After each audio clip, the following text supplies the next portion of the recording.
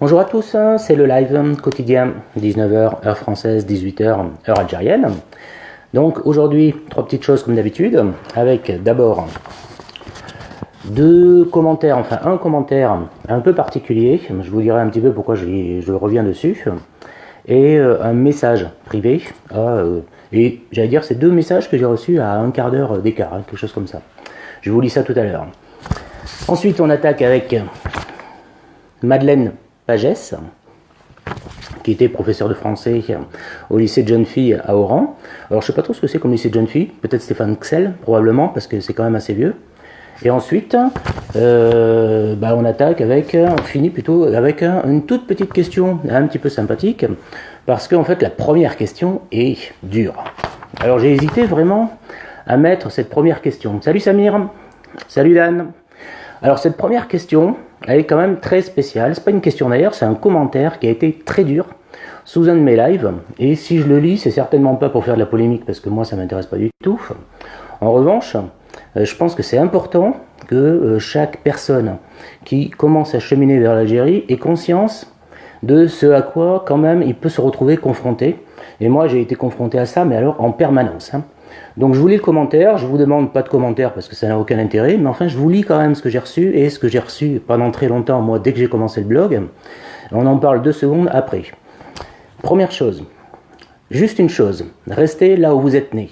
Ne cherchez pas à revenir en Algérie, les pieds noirs, car elle ne vous appartient pas, et les harkis ont disparu, eux et leurs enfants, ils sont chez vous, laissez notre Algérie tranquille, croyez-moi, vous avez été bien accueillis une fois, mais pas deux. 132 ans de colonisation et 20 ans de guerre civile, ça nous a suffi. Vos magouilles, on les connaît, vous ne serez jamais les bienvenus. Un conseil, partez au Maroc, ils accueillent tout le monde. Alors c'est un commentaire qui est très dur. Et alors vraiment, je conseille vraiment aux enfants pieds noirs qui commencent à se plonger dans l'Algérie de prendre conscience qu'ils marchent et qu'ils avancent sur un terrain qui est miné. Moi j'en avais conscience quand même, mais ça ne m'a pas empêché de recevoir des commentaires comme ça, dans tous les sens, Et en pire, c'est que j'en ai reçu aussi énormément de côté pieds noirs, parce que c'est pareil, il y a des personnes qui sont là et qui n'apprécient pas ce qu'on fait, et on chemine au milieu des bagarres générales. Et moi, mon objectif à moi, c'était pas de rentrer dans les bagarres générales, c'était vraiment d'éviter les bagarres générales, de passer à droite, je voyais encore une bagarre générale, hop, je passais à gauche, et j'avançais comme ça. Et on est vraiment en terrain miné, et c'est très très compliqué. Bonjour Marie-Christine, salut Dominique. Donc ce commentaire-là, je vais y répondre 2 secondes en disant que les pieds noirs, ils sont quand même assez âgés. Ils ont leur maison ici, ils ont leurs enfants, ils ont leurs petits-enfants, ils ont leurs activités. Je pense qu'ils sont très très très très loin de chercher à retourner en Algérie ou quoi que ce soit. Pour moi, ça n'a strictement aucun sens. On est très très loin de la réalité avec ce commentaire. Les gens de ma génération, alors là, il y en a encore moins. Il y en a très très peu qui cheminent vers l'Algérie, donc alors, on est vraiment très très loin de ce commentaire-là. Et même les Algériens, quand j'y vais, que je parle avec eux et tout, mais alors ça leur passe complètement au-dessus de la tête, la question des pieds noirs.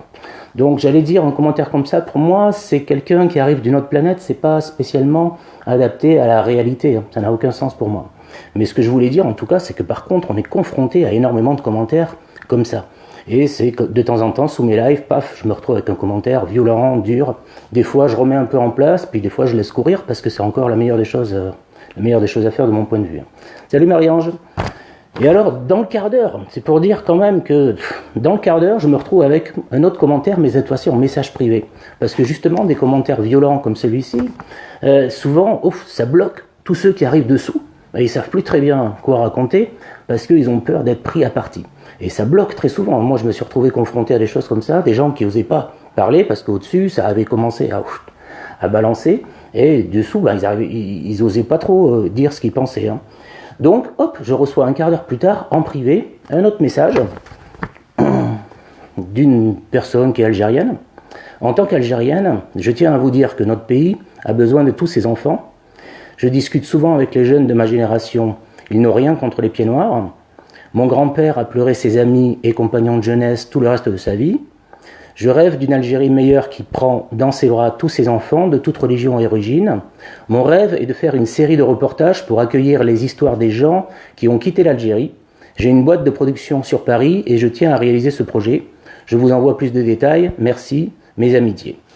Donc vraiment, je pense que cette personne-là, elle n'a pas voulu répondre dessous à cause du commentaire qui était au-dessus et qu'elle m'a envoyé ce message en privé pour me dire « J'ai bien vu ce qu'il y avait écrit à côté, mais bon, je ne suis pas d'accord avec ça et on est très nombreux à ne pas être d'accord avec ça. » Et moi, j'ai envie de faire un reportage, une série de reportages sur les gens qui ont un rapport avec l'Algérie, etc., etc.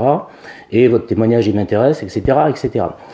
Et je dois dire que ce genre de deuxième témoignage-là, c'est, si on doit faire du pourcentage, c'est du 9 dixième. C'est-à-dire qu'il y a 9 dixièmes de gens qui sont bienveillants et 1 dixième de gens qui sont durs et qui attaquent. Et que, sincèrement, il vaut mieux prendre conscience de ce problème-là quand on chemine vers l'Algérie, parce qu'on le trouve partout sur son chemin. Et soit on a une âme à vouloir batailler, et à ce moment-là on perd énormément de temps dans le cheminement, soit on a une âme comme la mienne, qui n'aime pas batailler, parce qu'en fin de compte je pense qu'on n'en tire strictement rien de la bataille, et qui cherche à éviter les batailles. Mais c'est vrai qu'il vaut mieux prendre conscience, de mon point de vue,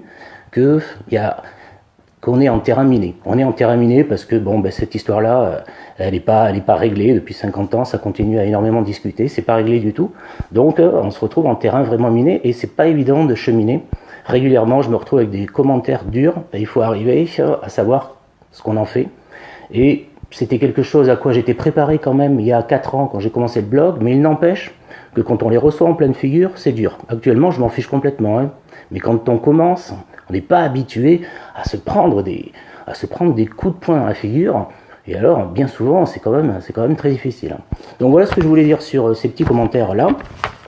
C'est pas super game, en fait, je voulais quand même faire passer le message à tous ceux qui se lancent dans leur quête. C'est un terrain miné, il faut faire attention. À mon avis, il faut mieux circuler entre les gouttes pour aller en Algérie directement. Alors on attaque avec Madeleine. Madeleine qui est là. Madeleine qui est là. Qui est là. Je vous ai montré ces photos-là, je crois. C'est des photos qui sont rigolotes. Enfin, moi, en tout cas, la première fois que je les ai vues, je me suis dit, mais c'est incroyable. Ces deux personnes-là, elles n'arrivent pas à sourire en même temps sur la photo. On se retrouve avec, ici, hop, Apollinaire. Le monsieur, c'est Guillaume Apollinaire. Salut Marie, je suis content de te voir. Ça, c'est Apollinaire. Il est en train de sourire ici, mais Madeleine, elle sourit pas. Et de l'autre côté, on a Madeleine qui est toute rayonnante et Apollinaire qui fait la tête. Alors quand j'ai vu ça, je me suis dit c'est bizarre. Enfin c'est bizarre. Bon en même temps je m'en suis pas fait un film non plus, hein, mais disons que je me suis dit c'est bizarre ce couple-là. Et alors il faut savoir que c'est un couple qui s'est formé dans un train 1 an plus tôt, parce que les photos qui sont là, elles sont prises fin 1915, début 1916. C'est à Oran. Je sais pas où, hein, bien sûr, mais enfin c'est à Oran, c'est pris fin 1915, du 26 décembre 1915, Guillaume Apollinaire débarque à Oran, jusqu'au 10 janvier 1916 où il repart. Et en fait, ils ont eu une liaison épistolaire, parce que lui il est à la guerre et tout ça, et ils ont une liaison épistolaire pendant à peu près 1 an, une liaison qui s'enflamme de plus en plus selon les lettres, hein. Il la vouvoie au départ pendant 6 mois, puis au bout de 6 mois, il commence à la tutoyer, et puis il paraît qu'il y a des lettres, alors je les ai pas vues, elles ont été publiées mais très tard, qui sont un petit peu shot quand même, et ils finissent par se retrouver le 26 décembre à Oran. Alors je lis juste un petit passage, et je l'ai retrouvé, j'ai trouvé ce passage-là dans un article qui date du 28 novembre 2013, et moi, quand je me suis penché sur Madeleine, c'était bien avant, c'était en 2012. Hein. Salut Imen, c'était en 2012, donc en fait j'avais pas vu cet article-là qui est paru 1 an plus tard, et qui s'appelle « La permission d'Oran », c'est-à-dire que Guillaume Apollinaire est en permission à Oran, et on commence avec Madeleine Pagès qui est sur le quai de la gare, enfin sur le quai de la gare, je crois que c'est ça, et qui crie « Maman, le voilà !» Elle a 24 ans, elle est jeune, hein. Lui il est un petit peu plus âgé, je crois, je suis pas sûr, mais je crois. Elle a 24 ans et elle est prof de français au lycée de jeunes filles d'Oran, c'est ce qui a marqué. Alors je pense qu'à cette époque-là, on est en 1915, il faudra me dire, le lycée de jeunes filles à Oran en 1915, à part Stéphane Ksel, qui doit être le plus vieux, je pense pas qu'il y en ait d'autres. Hein. Ali Shekal, à mon avis, Ali Shekal, il n'existe pas en 1915, hein. Vous me direz ça, j'en sais rien. Maman, le voilà, en décembre 1915, à Oran, en Algérie. Madeleine Pagès aperçoit enfin son fiancé en permission, Guillaume Apollinaire. L'écrivain arrivé du front par le train, puis le bateau. On ne savait pas grand-chose de cette échappée jusqu'à ce que, dans son numéro 14, la revue Apollinaire publie les souvenirs oubliés de Madeleine à ce propos. Elle l'avait rencontré dans un train au mois de janvier de la même année. Elle regagnait l'Algérie. Elle avait passé les fêtes de Noël chez son frère aîné. Et elle revenait chez son frère aîné à Nice. Et elle revenait en Algérie par Marseille. Et en fait, c'est dans le train qui va de Nice à Marseille, si je me rappelle bien, qu'elle rencontre Guillaume Apollinaire. Elle l'avait rencontré dans un train au mois de janvier de la même année. Elle regagnait l'Algérie et lui, son régiment à Nîmes. Il tentera la même approche avec sa marraine de guerre, Jeanne-Yves Blanc, qui lui fera vite comprendre qu'elle ne tient pas à s'engager dans cette voie. Donc en fait, le Guillaume Apollinaire, pendant toute l'année déjà, il fait... c'est un coureur, on va dire les choses comme ça, c'est un coureur quand même, donc il tente à côté d'autres, mais avec Madeleine, ça marche. Et le poème « Les 9 portes de ton corps » restera pour longtemps un monument de lyrisme érotique à lire par prudence. La fenêtre ouverte arrive à Oran. Salut Annie! Alors non, Ali Shekal est beaucoup plus récent, c'est ce que je pense aussi. Donc je pense que le lycée de jeunes filles d'Oran en 1915, ça doit être Stéphane Xel, à mon avis, je ne pense pas qu'il y en ait d'autres. Et alors moi, quand j'avais vu l'article, quand j'avais vu ces photos et quand j'avais vu que derrière ils se séparaient, je m'étais dit, oh là là, ça n'a pas dû se passer très bien à Oran, ils ont dû fantasmer comme des petits jeunes par lettres pendant un an, et puis derrière ils se sont retrouvés, et ça n'a pas dû très bien marcher, puis derrière, terminé. Et en fin de compte, je me suis aperçu que non, ça avait très très bien marché à Oran pendant les 15 jours où il reste, et que c'est en fait après le retour à la guerre et tout ça qui fait que Guillaume Apollinaire, il est un peu traumatisé par tout ça et que il oublie un peu Madeleine Pagès. Mais à Oran, apparemment, ça s'est bien passé. Il y a un petit extrait. On nous a laissés seuls au salon, c'est elle qui l'écrit dans son journal. Salut Théma. On nous a laissés seuls au salon où, peu à peu, le tremblement de mes mains cesse sous ses baisers. Journée merveilleuse, tous ces souvenirs me reviennent en foule. Nous nous levions tôt et nous nous couchions tard pour rester le plus longtemps possible ensemble. Le bateau partait le lendemain, je me souviens des larmes que nous cachions et du petit signe de la main qu'il me fit en montant la passerelle. Sur de longues pages, Madeleine Pagès livre ses souvenirs. Ça veut dire qu'apparemment, quand même, ça s'est bien passé. Et on n'a pas tellement de lettres, enfin on n'en avait pas tellement, jusqu'à ce que quand même ça soit publié. Alors moi je ne les ai pas sous la main, mais si vous cherchez, ça a été publié.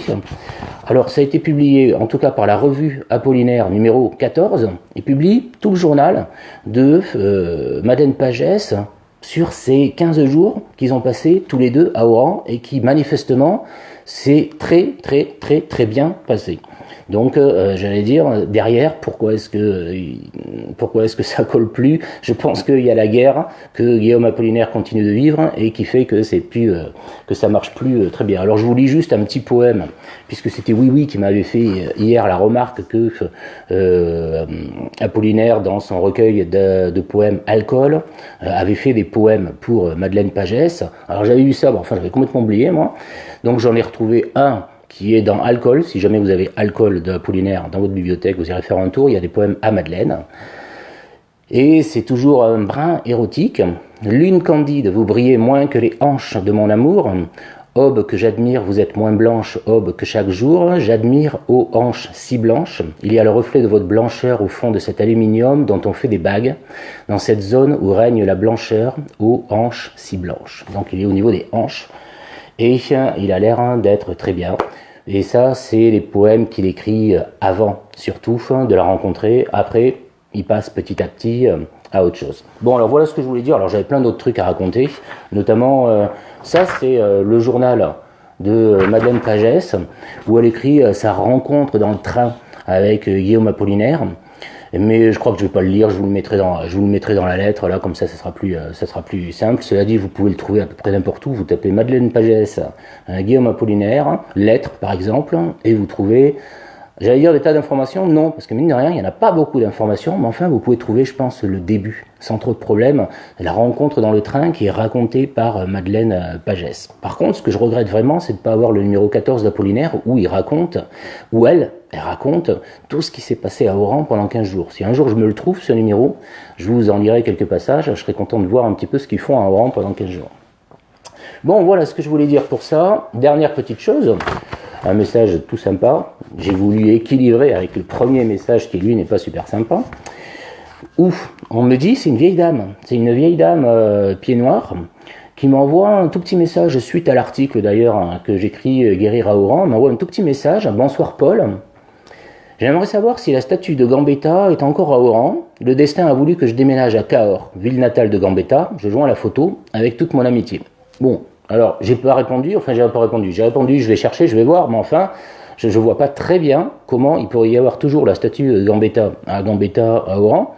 Donc j'ai une petite question à vous poser, c'est parce que j'ai pas réussi à voir exactement où se trouvait la statue de Gambetta à Oran. J'ai pas réussi à voir, donc s'il y en a qui savent où se trouvait cette statue-là, je vois à quoi elle ressemble, mais je sais pas où elle était. J'arrive pas à trouver, je sais qu'elle est sur une place Gambetta, mais en fait je connais pas très bien Gambetta, donc je vois pas très bien où c'est. Et ensuite, il y en a qui savent si elle a été rapatriée, cette statue. C'est-à-dire que si je peux dire à la dame quand même que cette statue, elle y est plus et qu'elle a été rapatriée à tel endroit, je serais assez content de pouvoir lui dire ça. Donc je joins la photo avec toute mon amitié. Donc voilà, si vous avez quelques petites infos sur la statue de Gambetta à Gambetta, je suis preneur pour pouvoir dire à la dame où est-ce que ça se trouve. Parce que moi je pense qu'elle y est plus à Gambetta. Voilà pour ce soir. Si vous avez des petites remarques à faire, des petites questions, faut pas hésiter. Sinon, je vais clore ma petite présentation. Je vous salue à tous. Demain, on se retrouve. Je ne sais pas du tout de quoi je vais parler. 19h, heure française, 18h, heure algérienne. Je vous dis ciao.